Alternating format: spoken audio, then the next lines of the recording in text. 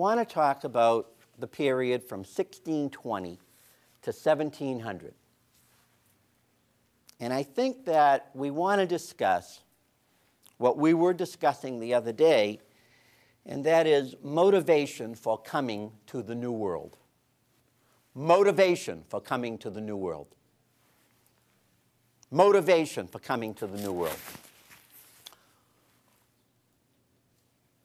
Obviously, you're not going to write down every word I say, all right? You're going to listen to me, all right? We realize something. Don't write. We realize that motivation is a very complex thing. It's very difficult to ascertain, to figure out what motivates people at any particular time. But look at what we're asking. We're trying to figure out what motivated people 300 plus years ago in regards to coming to this particular place. That's a rather difficult thing, isn't it? Point number one. We tended to emphasize some economic considerations when we met the other day. We emphasized, write this down, we emphasized some economic considerations. We said that the growth of a European middle class, the growth of a European middle class was an agent. The growth of a European middle class was an agent that brought on an interest in bringing exotic quantities to the European market. We said the other day that because the European middle class grew, became more wealthy, it was intrigued by the idea of bringing some exotic quantities to the European market. Clearly, that was an impetus, write this down, that was an impetus for some economic change and technological developments that brought the European to the New World. One more time. These economic changes in Europe, brought on some technological changes, particularly in boat building. There were some technological changes in boat building. Those technological changes in boat building allowed adventurous people to bring some novel products to the European marketplace. Some of the technological changes in boat building allowed adventurous people to bring some novel products to the European marketplace. Right? That stimulated people's minds. That stimulated people. Okay? That is going to stimulate people to have an interest in this new world. Point number two. We realized that the Spanish were, in a sense, lucky.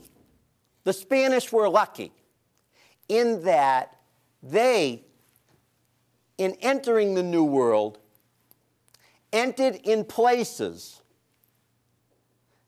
in which gold and silver played a dominant role in the life of the native peoples. Write that down.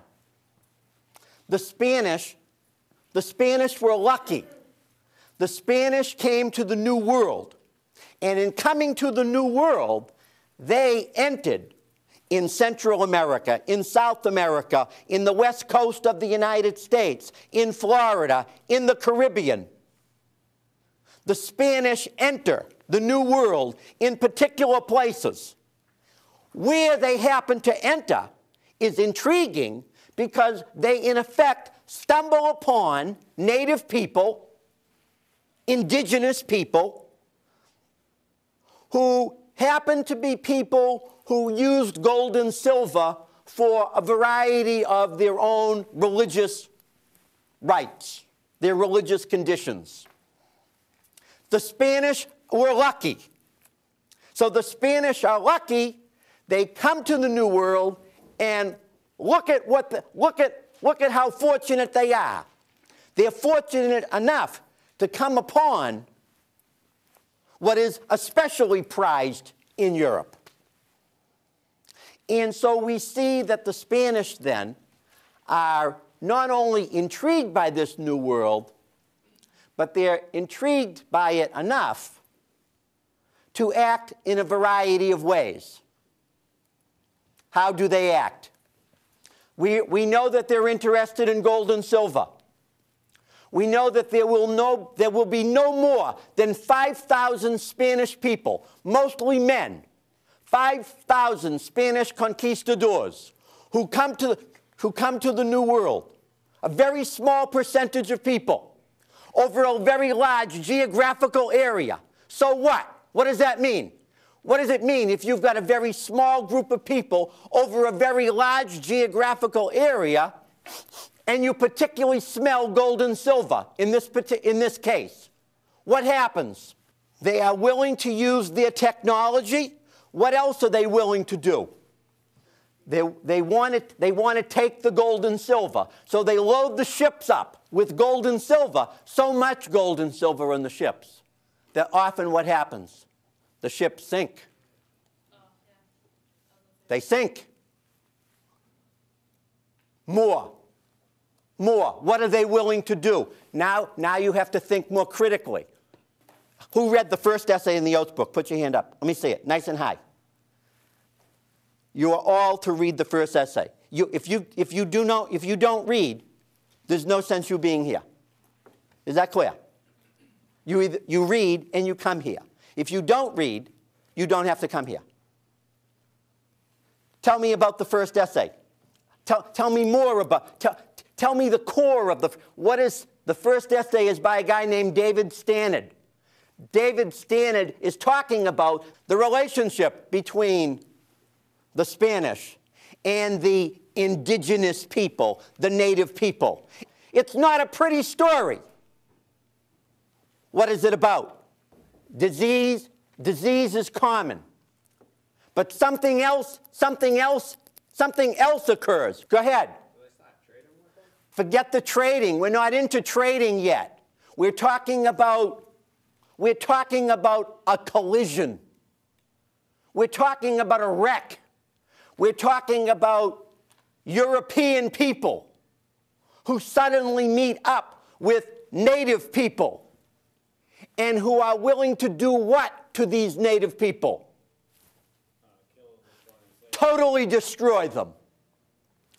Totally destroy them. To maim them, to cut their arms off. To kill their women. To rape. To pillage. To take. That's what we see. We see violence. We see mass murder. We see genocide. That's what we see. And why do we see it? What brings out this mass murder? Thinking that they're better people. Now she's saying something, isn't she? She's saying that the interaction between the native people, the indigenous people, and the Spanish is a collision. But it's a collision not just because the gold and silver, but because the Spanish people feel this is their right. It's acceptable for them to do whatever it is that they want to do. That the Spanish people are children of Christ, whereas the native people, write this down, the Spanish, of course, very much identify with Christianity. The Spanish very much identify with Christianity. The Spanish are very much going to identify with Christianity. And then they're going to take a leap. Then they're going to take a leap. And this is the leap. Because the native people are as though they were individuals in the Garden of Eden. They are looked down, they are inferior peoples. Write this down. The Spanish identify with their mission as a Christian mission.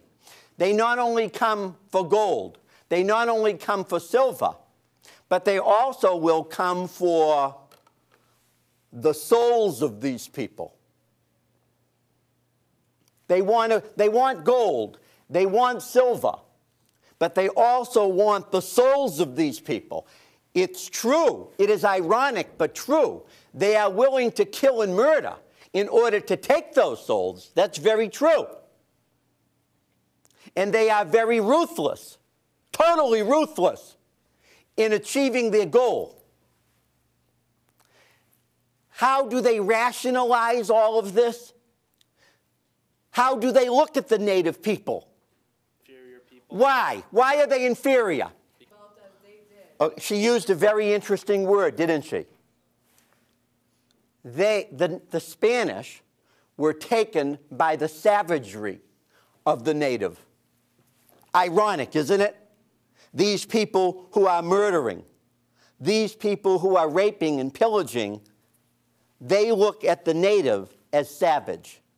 They look at them as individuals outside of Christianity.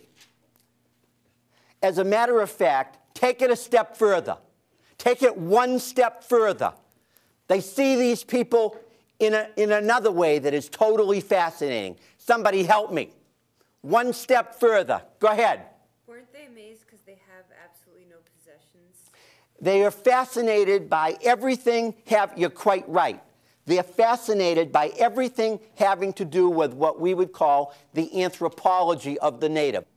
They're fascinated by the anthropology, meaning the way they dress, what they think, they're fascinated by it, but they keep it very close to themselves. But something else. There's something else. Go ahead. It's not just that they're primitive.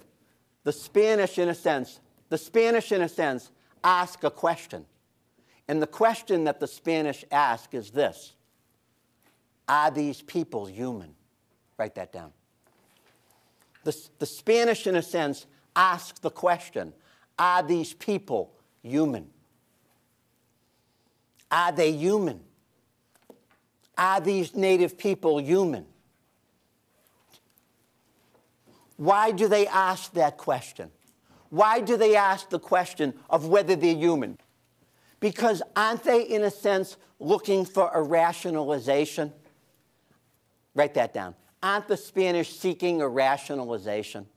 Aren't they seeking a rationalization so that they can do whatever it is that they want to do? They're seeking a rationalization. They're seeking a rationalization so that they can accomplish their goals. And that's why they ask this question. Maybe these people are really not human.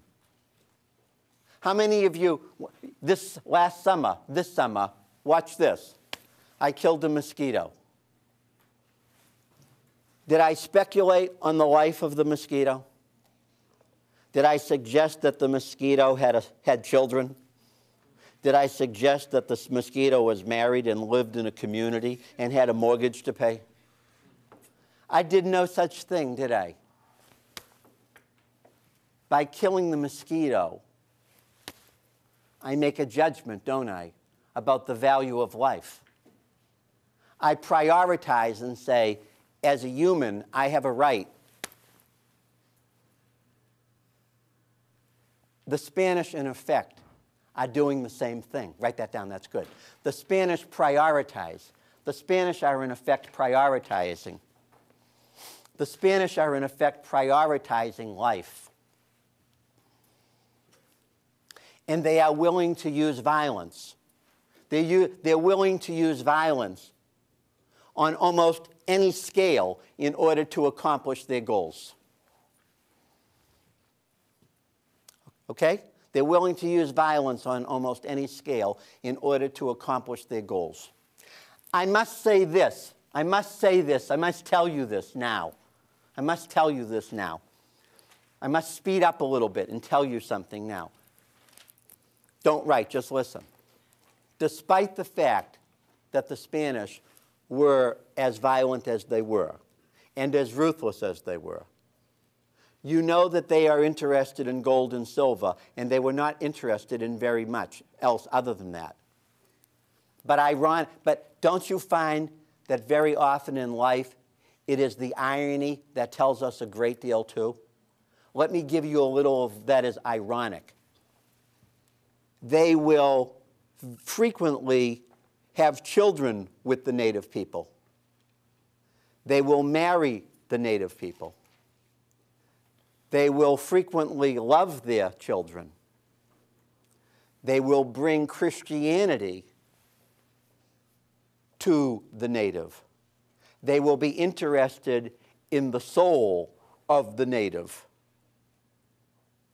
In other words, isn't it ironic that on the one hand, they are as ruthless as they are to the native, but on the other hand, they make certain commitments to the native that other people in the New World, such as the English, will not make. Kind of ironic. New idea. Get this down. Clearly, there is a religious component to why people were interested in coming to the New World. Good notes. There's a religious component in why people are interested in coming to this New World. Money, as you realize, money alone cannot explain everything in life, even though I know we think it explains mostly everything, okay? But money alone can't explain everything. This was a world in which people, first of all, people would not live long. If you made it to 45 years old in the period from 1600 to 1700, you lived a long life. If you made it to 45. Certainly, by your 20s, if you were a female into your early 20s, you already would have almost no teeth, 4 children, and maybe be on your second and third husband. You probably will have 11 or 12 pregnancies. You will probably bring forth 7 or maybe 8 children. Out of the 7 and 8 children that you will bring forth, maybe 4 will live. How many of you had earaches as kids? How many of you always had cavities? Always cavities. How many of you always had bad colds? How many of you always had strep throat? The people are always looking into your mouth. You would be a fragile reed in this world. You would be a reed that may not make it. That's why the cemeteries would be littered with the graves of little kids. Go to the colonial cemeteries. You'll be shocked at how young people are. Because life was short. Therefore, continue. Religion was a way that people expressed all of the uncertainties about the purpose of life. Religion was an expression. Write that down, that's good. Religion was an expression. Religion was an expression of all of the uncertainties of life. The vast majority of people who come between 1600 and 1700, religion is an expression of uncertainties. The vast majority of people who come from 1600 to 1700, not the Spanish, they're Catholic. The Spanish are Catholic. But the others overwhelmingly are Protestant. The people who come, particularly to North America, will be Protestant. They are the individuals who were the children of the Reformation. Write that down. They're the children of the Reformation. They're the children of the Reformation. When I say the children of the Reformation, when I say that, I mean this. These are people whose parents rejected the Roman Catholic Church. These are people whose progeny, the generation or two before, rejected the Roman Catholic Church. These are people who are looking to find God. Write this down. They're people interested in finding God in a very direct way. They're looking for God in a very direct way. What is the most direct way to find God if one is a Protestant? The Bible. To be able, write this down, to be able to read and interpret the Bible. To be able to read or interpret the Bible, that is a way of knowing God's will. And if one can understand God's will, then possibly one would be saved. Write that down. If you can understand God's will, then you have a chance of being saved. You have a chance of being redeemed by God. And so continue. Those people who would be pilgrims, those people who were pilgrims, get this down. Those people who are pilgrims, they are Protestants in rebellion against the Church of England. They're Protestants rebelling against the Church of England. They're pilgrims. They're rebellious against the Church of England. They're coming to the New World. They're coming to the New World. They're coming to nothing. They're coming to a wilderness. They're coming to a wilderness. And why are they coming to the wilderness? They're coming to the wilderness because this is going to be their last stand. This is where they make their statement. This is their statement about how close they are to Christ. Write that down. They're coming to the New World because this is a test. It's a test of who they are as people. It's a test as to who they are as people. They don't expect the world. What do we call people who don't expect the world to survive?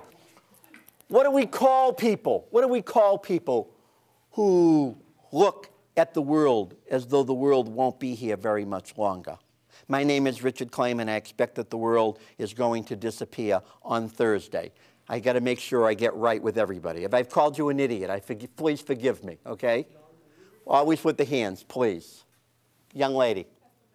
Well, listen, we're not just looking for adjectives. Yes, that we may say they are somewhat pessimistic. We may say they are somewhat cynical. But what we're saying is that these are people, you listen, these are people who have a view of life that is, are you ready? Apocalyptic. Apocalyptic. Apocalyptic means they believe the world is going to end. The Pilgrims were apocalyptic. The Pilgrims are apocalyptic people. And being apocalyptic, this to them is a test in regards to getting right with God. So don't write, get this. So the pilgrim is a person who is unhappy with Europe, who is unhappy with the Church of England, who comes to the New World as a test, who wants to separate, the pilgrim wants to separate him and herself from an infected world. They look at the people of England as infected. They look at them as poisoned. That's why we must go to a wilderness.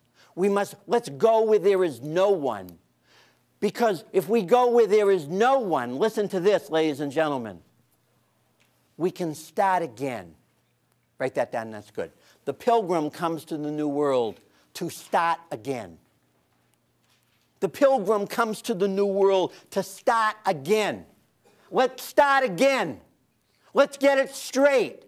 Let's get straight with God. Let's not be infected by other people or other institutions. You follow me? Let's get it right. Let's start again. By the way, stop for a minute. Isn't that the nature of America? Everyone is always starting again. Let's start again. Let's run away. Let's go to California. Let's go to Hawaii. Let's change our names. Let's go bankrupt. Let's go bankrupt. Let's change our names, and let's get this damn nose fixed so that we can start again. You see? America is always starting again. How many of you have thought of running away a million times? How many of you are always running away? Matter of fact, right now you've run away. You came here, God knows where, but you've actually run away. And who are you looking for? You're looking for you, but you haven't found them. That's why we have to start again. We have to look. We're going to keep looking. Maybe under the chair. Maybe I'm under the chair. I want to find myself. The pilgrim comes to start again. Can you see the beauty of it? To come again. And to come again. To start anew. So that let's build something too, don't write. Let's start again. And we'll create a new city on a hill. So that God can see us. A city on a hill. Write that down. A city on a hill. We'll create a city on a hill. And why do we want to be on a hill? Why do we want to be, even if it's Beacon Hill? Because we'll be up high, won't we? We'll be in the sky. God will look at us. So that, who's been to Rio de Janeiro? In the mountains. Who's been to Jerusalem? In the mountains. Beacon Hill, not exactly a mountain, but it was the best that we could do. But we will be as a city upon a hill. And we will be as a city upon a hill because we want the test. We want the test. We want God to evaluate us. Do you get the idea? Don't write this down. So that on Cape Cod, a guy named William Bradford will lead a group of English people aboard a ship that will eventually land in Plymouth. In his diary of Plymouth Plantation, he writes something that's totally beautiful. One day he says, you know, I don't want to linger on this, but a woman died today. He says nothing more. 2 weeks go by, and he says, back to the diary, do you remember 2 weeks ago I told you about a woman who died? Well, I didn't tell you. She threw herself overboard. Another several days go by. He said, you know, I want to go back to the lady who died, who threw herself overboard. I forgot to tell you something. She was my wife.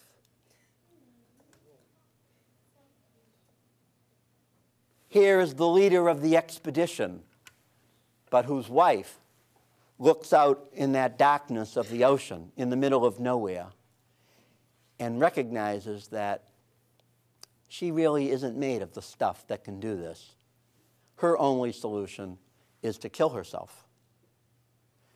She kills herself, but her husband, who is responsible for everyone, has to have a different heart, doesn't he? Get the idea? So this is a test. Not everybody is going to pass this test. Another group of people. Besides the pilgrims, there's another group. A group you're familiar with. The Puritans. The Puritans. The Puritans also will be, write this down, Protestant fundamentalist. The Puritans are Protestant fundamentalists. they look at the world a little differently. The Puritans are Protestant fundamentalists. They are a little less apocalyptic. They look at the world this way. The Puritan says, I am going to the New World because I am going to create a new model. I'm going to be an example of what a person can be. I don't expect the world to end. I want to change the world. Write that down. The Puritan wants to change the world through a new model. To purify the world. Get the idea? The Puritan wants to change the world through this new model. These are just two particular groups. There will be many Protestant groups that come to this new world. Many Protestant groups that will come to this new world, they will bring a very interesting perspective. What do the Protestants bring that is interesting? Continue. The Protestants bring something, a new perspective. Point number one, very important, very important. Listen to this. The Protestants come with women and children. They come with women and children because this new world is going to be their only world. They are not returning. They're not going back to England. They're not going back to wherever they came from. This is a one-way ticket. Now just think for a minute, make a little parentheses in your note. The Spanish come for quick riches and want to return. Write that down. The Spanish are interested in quick riches and then they want to return. The Spanish are interested in quick riches. They want gold and silver and then they want to go back. The English bring women and children with them. They know that this world, they know that coming to the new world will be a forever. This is their forever. This is their forever. They're coming to the new world and it is forever. By the way, stop for a minute. How would you like to land in Revere Beach today at about 20 degrees? And say, hey, I guess we're here. Is the pizza place open? There's fish and trees and rocky soil. But there is nothing in regards to quick riches. Do you get the idea? So in other words, this is going to be a world that is going to require a lifetime of commitment. Write that down. This is a world that's going to require a lifetime of commitment. You do not, for the English, you do not come to the new world to get rich quick. Nor do you expect to leave. You expect to be buried in this place. Now think about that for 1 minute, will you? They came with the expectation that no one would get out alive. How many, if I said to you, how many of you would love to own 500 acres of land? How many of you would love to own 500 acres of land? If I said to you, I want you to meet me out C202 tonight at midnight. Meet me out here at C202. I'll have an orange tie and a lantern, and I'll take you someplace. You'll get 500 acres of land. But there's only one problem. You can never come back here again. At 5 of 12, the phone would be ringing. Hey, Professor Clayman, listen, I can't do it. I got a flat tire. I fell in love. I fell out of love. It's too cold. My mother won't let me go. I got to take the barrels out tomorrow. See ya. Bye. Who would show up? I'll go. Who are you? I have no one.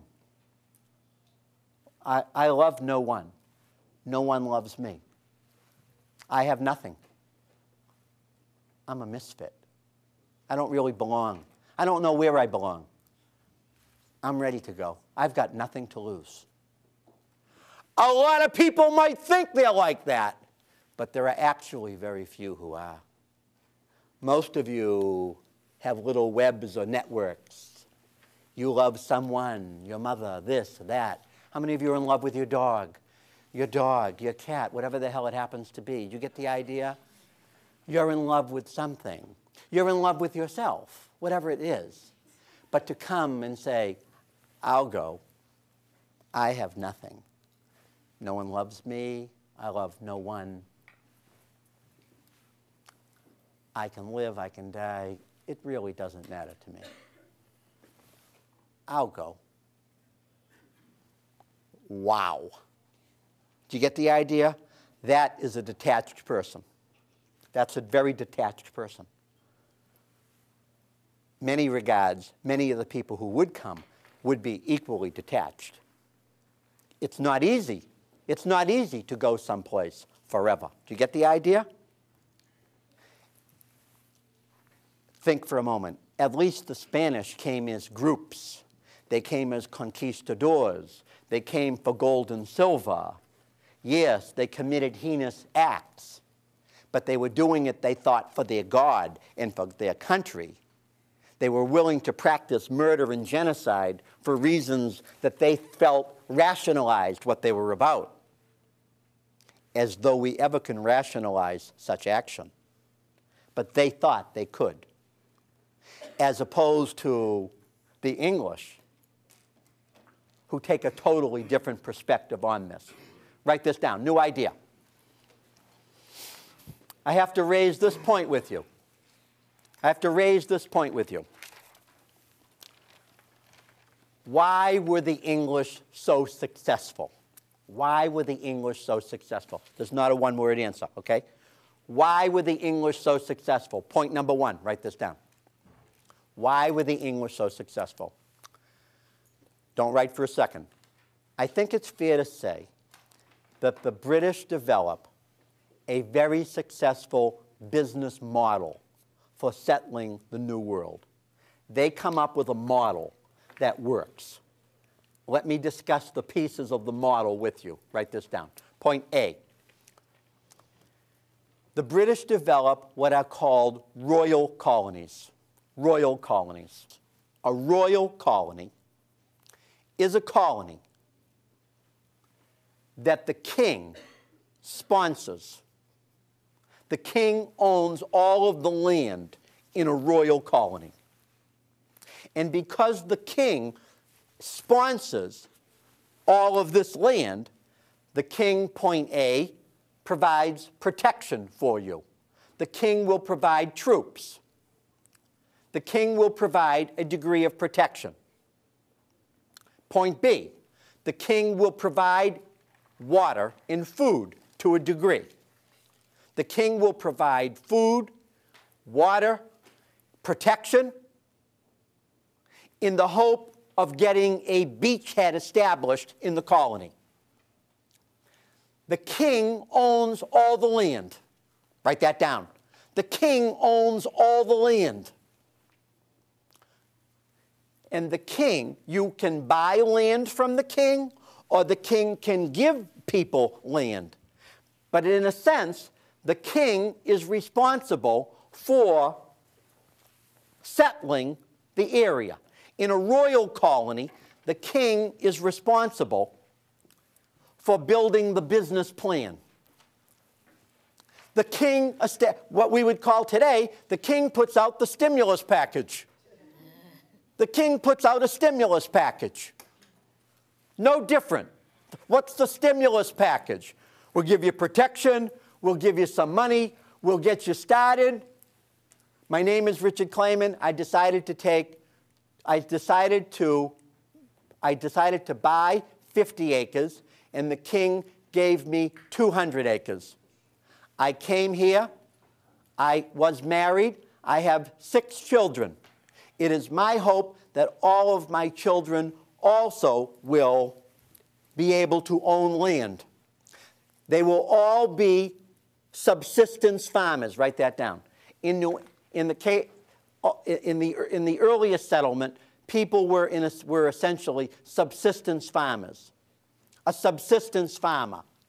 You know what a subsistence farmer is. A subsistence farmer is merely an individual who has a couple of pigs, has maybe a goat, has some chickens, who grows corn, who has maybe if you're really wealthy, maybe have an ox. If you were really wealthy, you'd have an ox to help you dig up the land.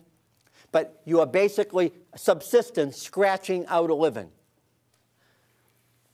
The royal colony is a way to get a lot of people over to the New World and, in a sense, to get them capitalized. Write that down. To get them capitalized. Getting capitalized is very important. To get the royal colony was a way to get large numbers of people capitalized. When I say capitalized, I merely mean having their nails in the soil and having them think that they can make a living, out of this. Being capitalized means that you feel that that this could work for you. Is it easy? Is it easy to grow anything in New England? It's hard, isn't it? Yeah. There's always somebody screwing it up. Have you noticed? The grasshoppers, the squirrels, whatever. There's always somebody stealing something. It doesn't work. It doesn't rain. It rains too much. It's difficult. That was the job. But then again, as I said, they're subsistence farmers. But what about their heart? Their heart is connected. Their heart is connected to God. My feet are in the mud, but my heart and my eyes are looking upwards. I'm doing this not just to make money. I'm doing this as a religious test too. Do you follow me? You have to be the right kind of person in order to make this work. You have to be one of us. You have to be one of us to make this work. Continue. Aside from the royal colony, there are two other devices. There are what are called, continue, write this down. There are what are called proprietary colonies. In a royal colony, the king called the shots, right? In a proprietary colony, a rich person owned, in effect, the whole colony. Pennsylvania is owned by, I'm ready for one word now, William Penn. Maryland, the colony of Maryland. The colony of Maryland is owned by the first prominent Catholic family. Lord Baltimore, I forget his last name now. That's the first Catholic colony. Georgia was Oglethorpe, a guy named Oglethorpe. Georgia was a colony where prisoners went, a prison colony. So that a colony could be owned by a wealthy person. Don't write. If the wealthy person owned the colony, that simply meant that the wealthy person owned the land, provided the water, provided some military protection, was involved in selling the land of the colony. Write this down. The proprietary colony is a very good example of an expanded real estate scheme. It's nothing more than an expanded real estate scheme. Write that down. A proprietary colony is, in effect, an expanded real estate development to bring people to this new world. In addition to the proprietary colony, there'll be one last mechanism.